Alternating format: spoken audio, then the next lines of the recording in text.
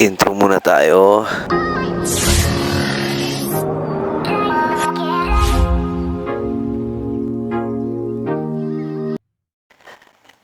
Yan mga idol, ito pala yung nabili nating pang motor. Gagamit natin sa motor, Proplex na rubber na sapatos. Yan, size 8 ang nakuha ko. Maganda to mga idol, ganda ng pagkakagawa. Ayan, buksan na natin, pakita ko sa inyo. Yan ang napili natin, all black. Maraming kulay yan mga idol. Lagay ko na lang sa screen yung shop na napagbilihan ko. Kayo na lang bahala pumili. May black and white, may gray. Ayan, gusto ko all black. And mga idol, ang ganda ng pagkakagawa niya. At saka yan, iwas huli na siya sa mga manghuhuli mga idol. Kasi yung style Crocs, may huli siya sa pagmumotor. Ito, naka-close talaga. Style shoes, may sintas. Ayan, pero all goma siya. Tsaka may kita niyo pagkakagawa, quality. Hindi siya basta-basta lang. Ang price lang nito mga idol, hindi sobrang mura, hindi rin sobrang mahal. Nasa gitna lang siya. Lagay ko na lang sa screen yung price. Tapos yung shop uli, ayan, nalagay ko sa screen. Ayan mga idol, makikita nyo, Proplex talaga yung pangalan ng store. May sarili talaga silang store. Tapos, ayan, makikita nyo, pakita ko rin yung napili natin variant. Number 1 siya, top 1 siya dun sa shop na yan. So, ibig sabihin, mabili talaga tong item na to. At ayan na pala mga idol, na ilabas ko na siya sa box. Ayan, isisintas ko na lang siya maya-maya. Ayan, kita niyo yung quality, ang ganda, di ba? Hindi rin siya mapapasok ng tubig sa ilalim. May nabili kasi ako dati, hindi ko sasabihin yung brand. Butas yung ilalim kapag napapaapa ka sa tubig, mapapasok yung ilalim. Wala rin, gagamitin nga natin yan sa tag-ulan eh. Yan, ipapakita ko sa inyo yung bawat sulok ng sapatos na yan para makita nyo yung quality ng pagkakagawa. Makita nyo naman, ayan, nangingintab pa, parang pinlor wax. May logo rin siya sa ilalim. Ayan, Proplex. Ang ganda nito mga idol, solid to.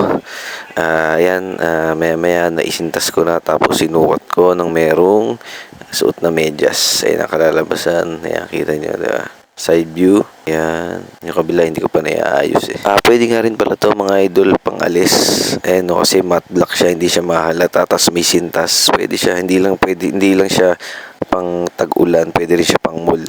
Double purpose tong Proplex shoes. Yan, at naisintas ko na rin yung sa kanan. Ayan, ang ganda ng paa ko, diba? Ayan naman yung sample ng walang medyas. At komportable siya sa paa. Yun ang masasabi ko. Ayun pala mga idol, medyo malaki yung size niya ng konti. Kung size kung size 8 ka, pwede kang mag size 7. Depende sa'yo. Kasi yung sa akin, size 8. Medyo maluwag sa akin tong size 8. At pala size 7 yung kinuha ko. US size kasi.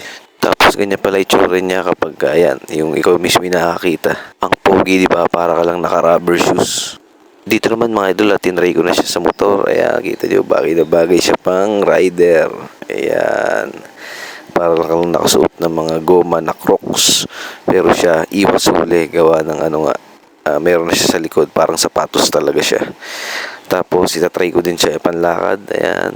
Lalakad natin. At teka, bagal lang ko konti. Ang bilis ko maglakad eh. Baka di nyo makita yung mga idol. Yan kala namang nasasalubong ko. Nagsiselfone lang ako. Pero nagbibideo ako niyan. Alright, hanggang dito na lang muna mga idol. Ride safe sa atin. Ingat tayo palagi.